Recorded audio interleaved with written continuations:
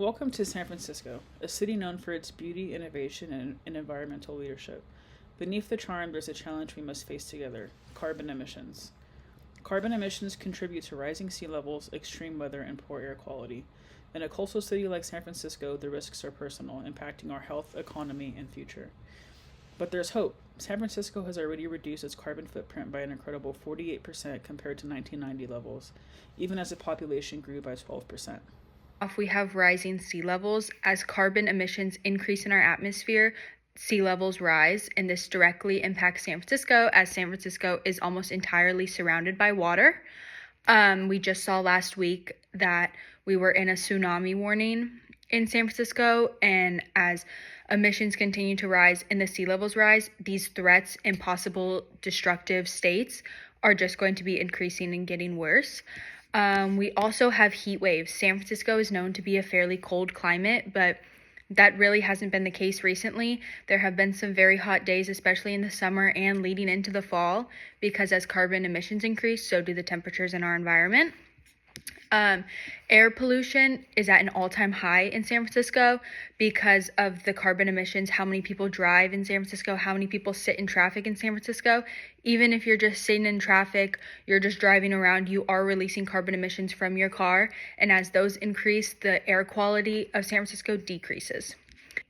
Carbon emissions are also directly linked to infrastructure, property damage, loss of business, and disaster recovery, all because if carbon emissions cause a natural disaster, then there are businesses to replace, there are houses to replace, there's land, nature, things that need help as a result of flooding, wildfires, all things that we see in California and especially in San Francisco.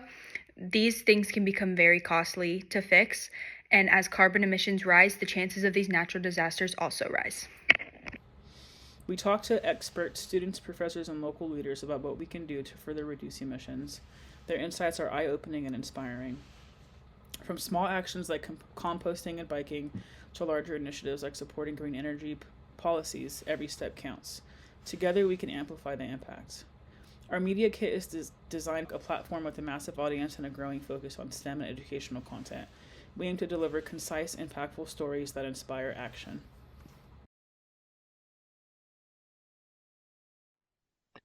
Besides infrastructure damage and flooding, what other effects sea level rise may have on San Francisco and its coastal zones?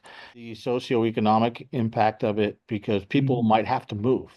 If you're living in a low-lying area, and there are a number of them in San Francisco, these coastal zones, if it's the high scenario, which unfortunately looks more like the case given current emission trends globally, these neighborhoods will be not inundated, but threatened more frequently with floods. Unfortunately, not everybody has the ability to move.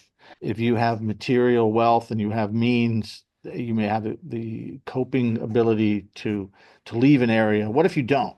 Right? What if you don't have those means? So if you notice in San Francisco's action plan, they do build in some equity issues, equity adaptation issues, and how to manage the climate change effects for the city as a whole, including people who do not have the same means as other folks might have. The term vulnerability, I mean, we use it in common language just to mean a threat, but we use it in the sense that it also incorporates the ability to adapt, to resist, and to bounce back. Then vulnerability has a different meaning because not everybody has the same level of vulnerability, even if they're subject to the same exposure, right? So sometimes we make this distinction between exposure, the threat is exposed to everybody, and then vulnerability, which incorporates the ability to adapt or respond. Infrastructure obviously is one thing, and then you have to bring in the social costs. Yeah, when we think of carbon emissions, we often turn to large sources of pollutants such as refineries, transportation.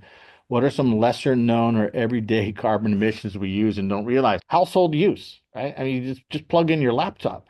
It's true that California's grid has a high renewable component, but it's not carbon free. I think for most people, they don't really think about that. They say, okay, I don't drive a car and that's good. Or, I reduced my transport footprint, but everyday household electrical use has a carbon footprint to it. Just using electricity at home, your household carbon. It's called the household carbon footprint. Right? And the article's written on how big that is. And then what are some ways to reduce it?